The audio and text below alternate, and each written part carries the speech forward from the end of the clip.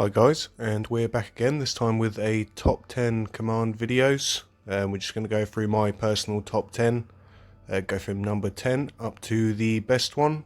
Hopefully there might be some surprises in there, might be some you know, and I'll just show you how we use them. In fact, we'll get straight to it just over here with number 10, which is a Cobblestone Generator. So this is good for any realms, survivors. I mean, it's even good for your own single player, although almost sort of cheating. But I like to do it for the new players that come on. They obviously might struggle to get some stuff if they're hanging around spawn or the shopping centre. They can sit, hit their rock, obviously. Can't do it exactly round here, so it actually does clear the items. But obviously, in survival, that would have fell on the ground and you would have collected some cobble there. And that refills every, I think it's 10 seconds at the moment. And they can sit here, grab some cobble. You can use it for anything, actually. You can do wood. I had a little selection in mine.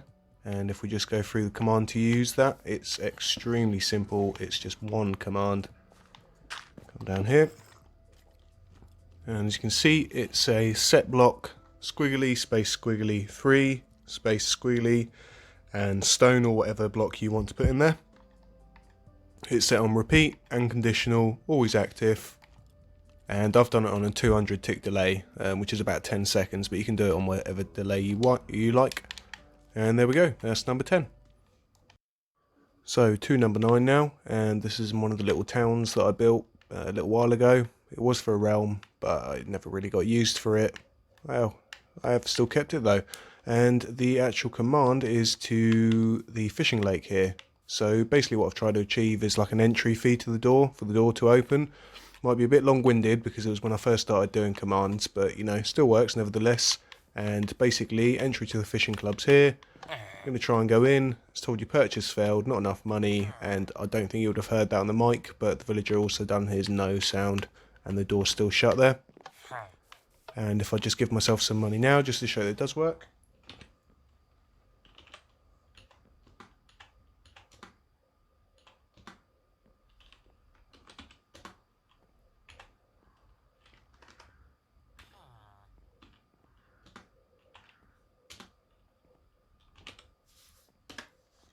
And right now we have 25 money, and as we walk past, welcome to the fishing club, and our door opens for us.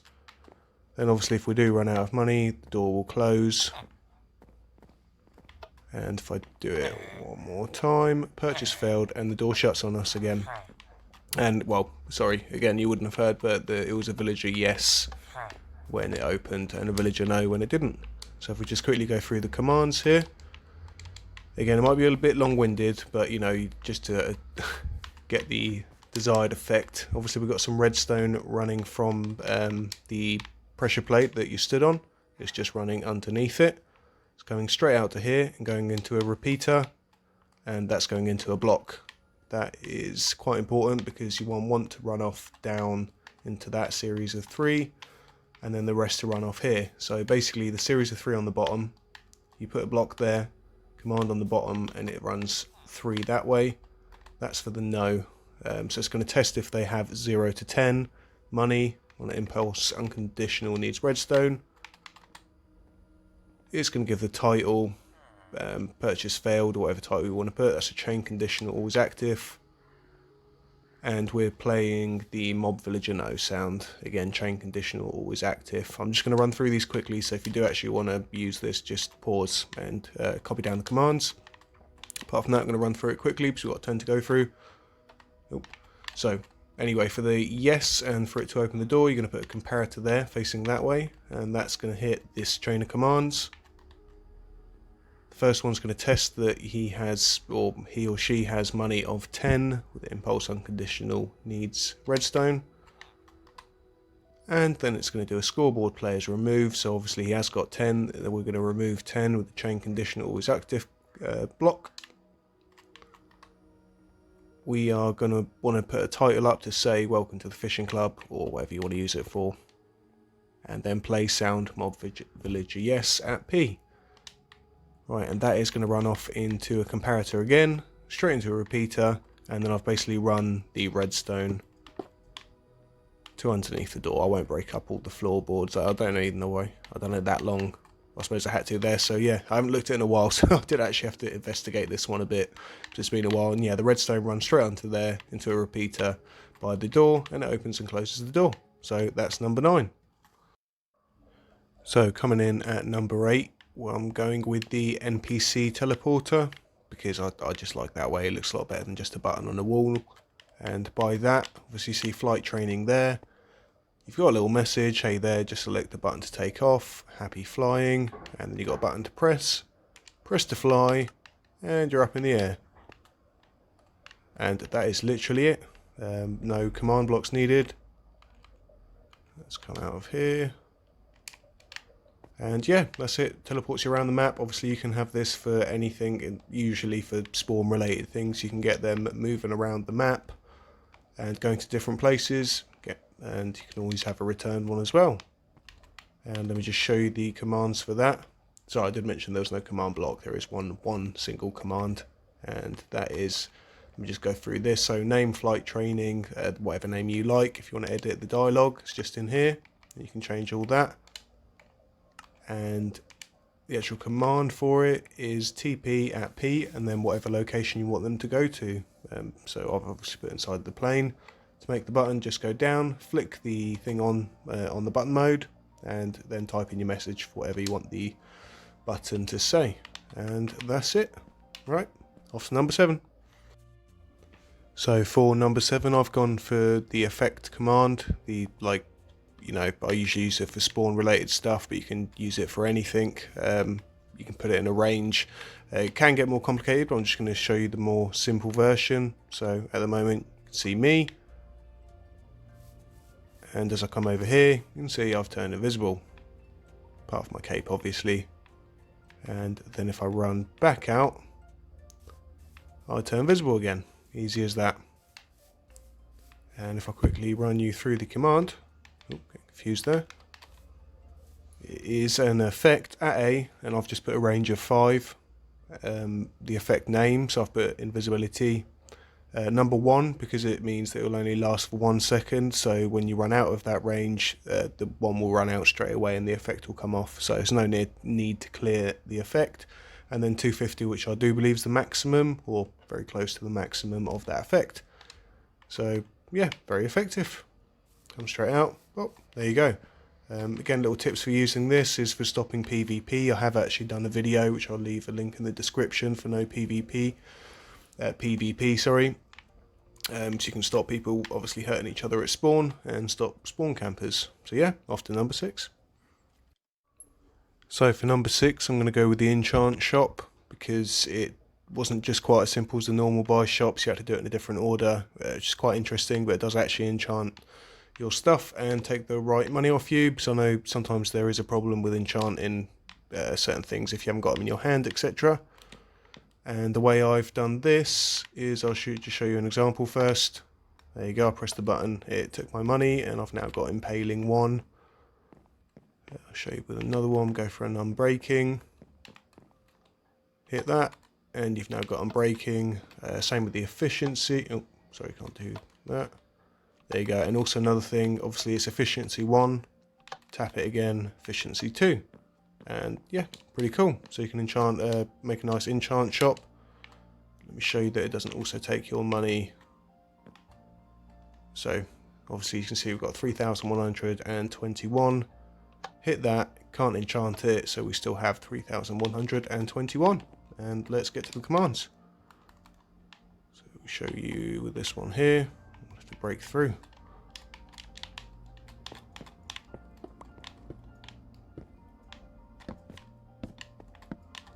Might look a bit complicated, it really isn't. I mean, it's not like the commands themselves are not complicated, it's just the series of them. So if you start with the block there, very similar to the buying method that I've done for the buying shop in another video actually, just a little bit different. So obviously the blocks there with the button, it's got to have for the no answer, basically you haven't got enough money, it's got to go directly underneath and it will run in a line like this. First one will be a scoreboard players test at P, coins at 0.199. Again, actually probably better if you just pause. I'll just quickly stop myself, but yeah, no, pause it and take it down. otherwise this video will take ages. So impulse unconditional needs redstone. That goes into a title, which then sends a message that it's failed. It plays a sound, this time beacon deactivate and at P. And that's for if you haven't got enough money. If you do have enough money, go straight into a repeater, which again, don't forget to put the repeater back a few ticks, otherwise it goes too fast and it sort of tricks the machine. And all of these command blocks again facing the same way. Scoreboard players test at P, we're testing that they have 200 coins. And then we're going to enchant at P impaling 1. It's important that it's done this way, otherwise it will take their money first, and if they can't enchant it, it will have still taken their money. Again, don't forget these command blocks. If it says conditional on here, you do have to do it. Just follow the same order, otherwise it will trick the system. It's got to make sure the last one has corresponded and said yes, he has got this much for a conditional one to go through. After that, that's when you're going to remove it. So scoreboard players remove that amount of money. Title at P action bar, just the last message that they get. I think that was all. We haven't added a sound. You can obviously add a little sound on there. I tend to use random.orb, and that makes a nice sort of confirming bing sound. And yeah, that's it. And that will make, you can make as many as you want. Obviously, it does help to be a bit knowledgeable about what they actually do, but I've just put a few on there, general ones for everybody to use. Thank you. Now to number 5. So number 5 are going to be refill chests. You can use this anywhere from like spawn, so starter kits, well, sort of starter kits, or daily stuff that people can come back and it'll refill every so often. Or like I've done here, I've got a little sales wall, and you can get like chests that refill with either one of these ores. This is how much they cost, and that's how often they refill. I've had to do mine a bit differently, so mine's called a salesman here. So press the button and oh yeah, no, I forgot I even done a test there. So there's a test. If you don't have enough money, then it won't even call the salesman, which is either me or my other account. And it will just pull us both here. If you haven't got enough money, then there's no point wasting the time. So it's in fact said no. But anyway, won't worry about that. But we will get down to the commands to the refill chest. If we just head up this way. A little secret Batman entrance into the command room. And what level was that? Level 3, I believe. No. Sorry, I'm taking on a bit of a tour of the command room of my last realm at the moment. There we go. No. Oh god, I can't even find it now. Overcomplicated it. Oh, there we go. Right, so quick example here. So we've got some diamonds. Take a few diamonds, and in this case, 2 seconds later, they will refill. Obviously, I wouldn't recommend doing diamonds like that, otherwise these guys will have diamonds for days. And I'll just quickly show you the command. It's in fact only one command block, which is this one. All it's doing, a quick example, is it's copying this block here, which this will be the original crate, so you put whatever you want in here, whether it be a starter kit, diamonds, ores, put that in here. You get the coordinates from this exact place, so where this is, and then you're going to do a repeat unconditional always active, and you're going to do clone coordinate, obviously 203.77357, and then the next one, which is 203.78, so that's one block up, 357, and then after that the coordinate of where you want it to, which is where it's sat over there, 204.78.343, and then I've put replace. In fact, I don't believe you even have to put replace, but yeah, this has worked, so take them out. Oh yeah, and the tick delay, of course.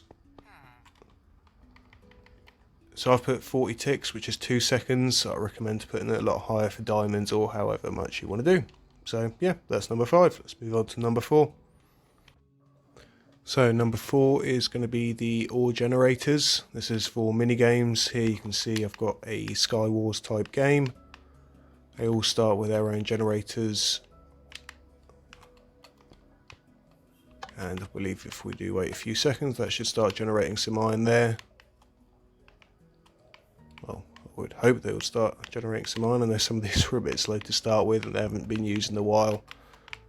I've had to use a slightly old version because I lost one of my one of the newer versions, unfortunately.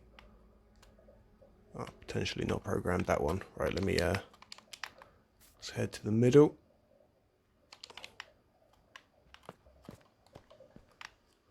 Okay, so we press that button, and basically the idea is the iron starts popping out just like that, and obviously you can collect it.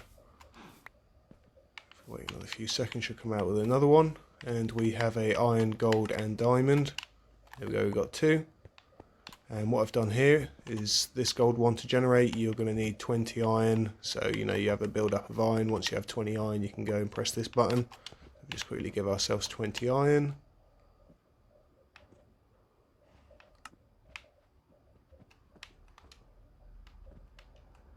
Take some of that too. Right, so 20 iron, press that. I don't know if you saw there, it flashed and it took 20 iron. So there you go, I've got 44 left there, and the gold has started generating. And yeah, it'll take a few seconds and that will generate more. So obviously it's supposed to be the middle island. We've got another one, and once we've got enough gold, see there, it costs 35 gold to get this generator going. Tap that and then your diamond generator will start as well. If you wait a few seconds, that will also start popping out. And there we go. And that's just your basic generators. I'm not going to go through the commands for this one. I showcased it because it's pretty cool, but I'm going to do an own video for this because it's a bit more long-winded.